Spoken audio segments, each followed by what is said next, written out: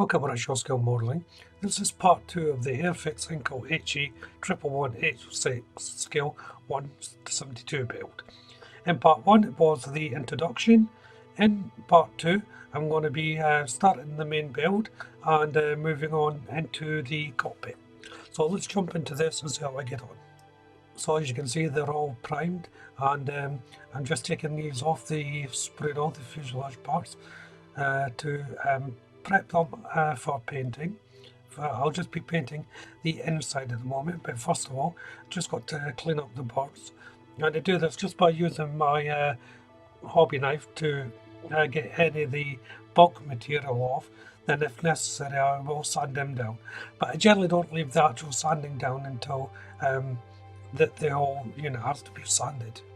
My first colour is 67 greenish grey, and this is going to be the entire inner part of the fuselage, so the cockpit and sidewalls and everything.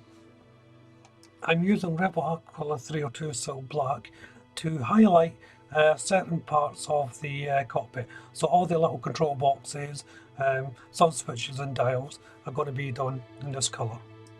I'm switching over to Rebel Aquila 90 Silver, and this is just like the black, just highlighting areas on the control panels and so forth, mostly for the levers.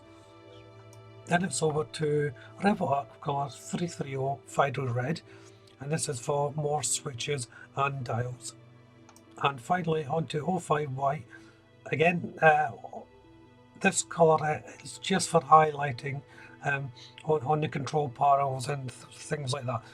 Now this is not necessarily 100% accurate. I just done it so it's something to look at through the window.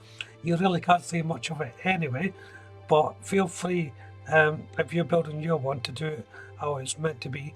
But I just like showing a little bit of colour. So now it's actually time to start building it up. And the first thing to go on here is the control levers. There's two little location points for the pins to slot into. It's on a diagonal, so it can be a little bit awkward to fit.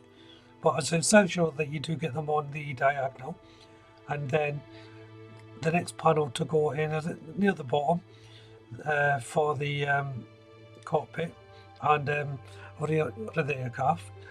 Now, you don't really have to paint in much detail here because you won't see a thing once it's all closed up.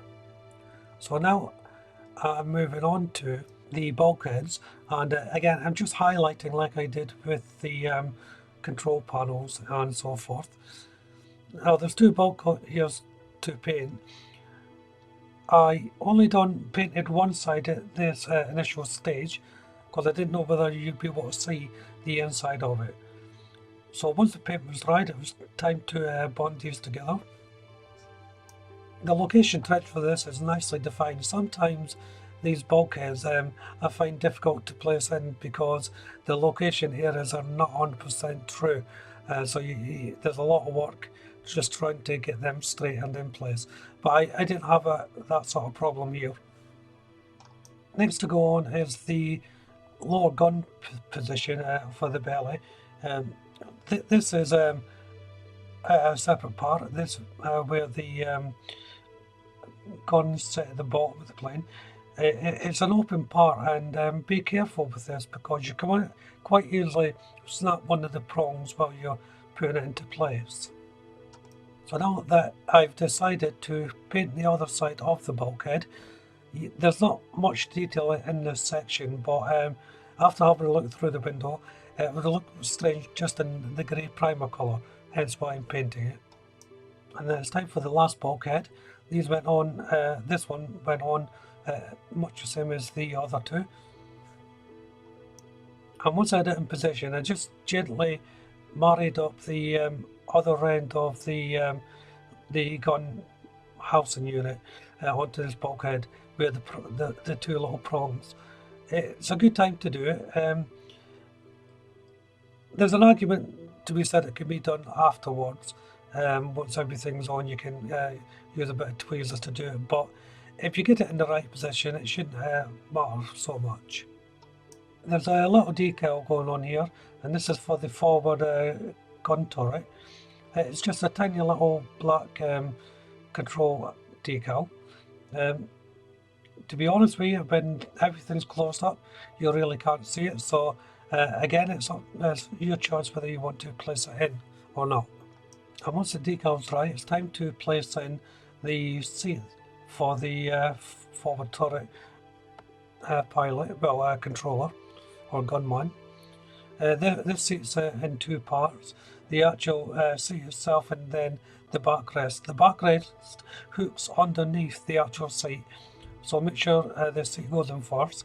There is two little location points for the seat to fit into. As you can see there, I'm having a little bit difficulty holding this part. It's quite a small part. The camera doesn't pick it up too well, but you'll need a little bit of patience here to put this in. And then the opposite sidewall goes in afterwards, so that's opposite from the one I did. There's two little prongs that you have to cut off here. I must have been for another variant of the aircraft, I'm not sure, but the instructions tell you to cut them off. I have no idea what they were for originally. And once that's all in and dried, it's time to put the two halves together.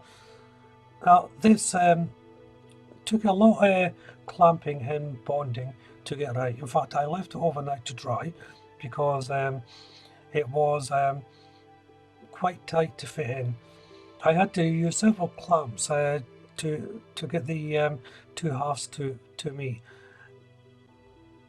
Why that is, I'm not 100% sure, but I think it was just a tight fit. That was all. Nothing major about it. I didn't extend the plastic or anything.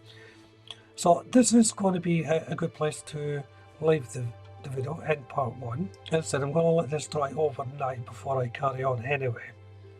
So if you haven't done already, why don't you check out the channel for my other builds, including for this build.